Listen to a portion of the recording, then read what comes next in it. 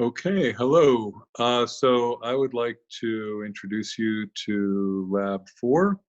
In Lab 4, we're going to be looking at how to scan a matrix keyboard, and I'll be showing you a little bit better what the keyboard looks like. This is the one I'm using. It's a membrane style keyboard, but my plan is for you all to have better switches. These membrane style keyboards, unfortunately, at least the one that I got, was not very good quality, so that's why we're going to switch to better ones, but the principles will be exactly the same. It's still the same kind of interface. It'll still be 8 lines, and it'll be the exact same format of the wires that come off of the keyboard, and you'll be operating it the same way. So I'm going to power up my project, just show you what I expect things to look like. I'm driving the 7-segment LED, and I think that's how I will write up the lab. So that means you'll need to be able to reconstruct your 7-segment LED for this. And I'm using port 3 for the keypad and port 0 for the LED. It's kind of convenient, as you can see how I'm doing that. I would say, alternatively, if you wanted to use the LCD display, you could. But anyway, I'm showing what it looks like with the LED. And let me turn off my light. You can see that I'm illuminating kind of the bottom dash, so it's sort of like an underscore to say that we're ready for an input. I'll punch the 6 button. So,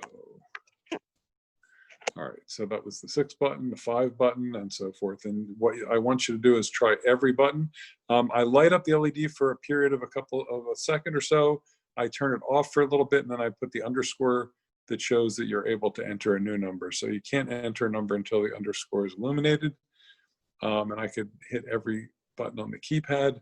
And now I'll just move the camera and show you a little bit more clearly what the keypad looks like.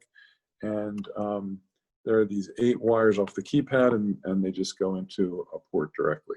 So at this point,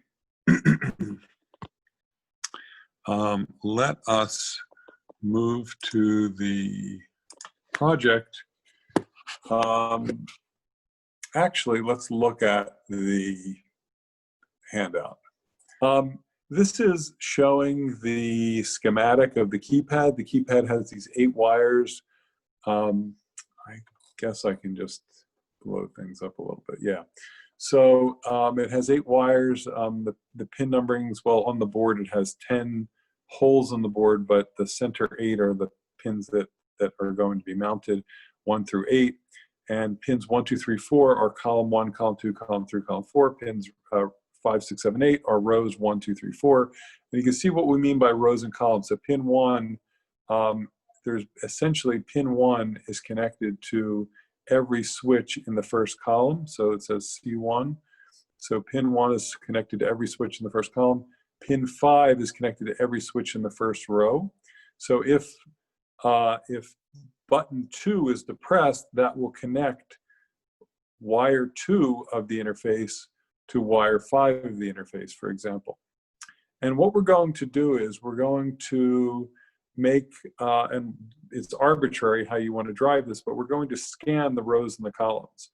And I'm going to scan 1 row at a time. So I'm going to scan first the top row, then the next row, then the 3rd row, then the 4th row, then the top, the next, 3rd, 4th, 1, 2, 3, 4. And each time I scan, that means I'm going to activate a row at a time and then see what happens on the columns. So what I'm going to do is put a pull-up resistor on every one of the inputs. I'm going to have 4 inputs corresponding to the 4 columns, each with a pull-up resistor, so that the input line is a high when there's no switch closed. And I'm going to drive one and only one of these lines at a time to a 0. The rest will be a 1. The rest will not be a 1. The rest will be high impedance. So this is what's called an open drain output. So I drive a 0 actively, but when it's not a 0, I just leave the line floating as if it's disconnected. So one and only one of these rows will essentially be connected to ground, and the other 3 of the rows will appear to be floating. So I'll show you my project in a second and explain that. And then you can just see again how the row and column wires connect here. So, so pay attention to those things and study that. And I'll show you the schematic, the output, the rows, well, let's start with the columns in. So the columns in are resistive pull-up. So each of the pins is resistive pull-up mode. And that means that the input has a resistor to VDD. So if there's no connection on that input, it will read a solid high. Each output is configured as open drain drives low, meaning that it can only drive low, it cannot drive high. So when you drive that pin to a 1, it's unconnected. When you drive it to a low, it's actively driving that line to ground, to 0 volts. All right? So, and we can call this an active low output. In other words, when we drive a 0 to this line, it's active. Active meaning it's actually doing something. It's actually switching that output to ground. And when you drive a 1 to that line, it actually does nothing. It's high impedance. It's as if it's disconnected. And we're going to drive these pins so that one and only one of these rows at a time is a 0, and the rest are 1s with open drain. And then we're going to read, each time we drive a row, we're going to read all the column pins. We just read them, and we're going to see, are any of them a 0? Any column pin that's a 0 indicates that there's a connection between that row that we just activated and that column pin. And I don't think I'm going to go really through my code, because this is really what I'm hoping you all are going to do. I'll just like sort of peruse it. But basically, the idea is you scan the keyboard 1 row at a time, the keypad 1 row at a time. When you get a hit, and you should check that you get exactly 1 hit, so you should count the number of hits that you get.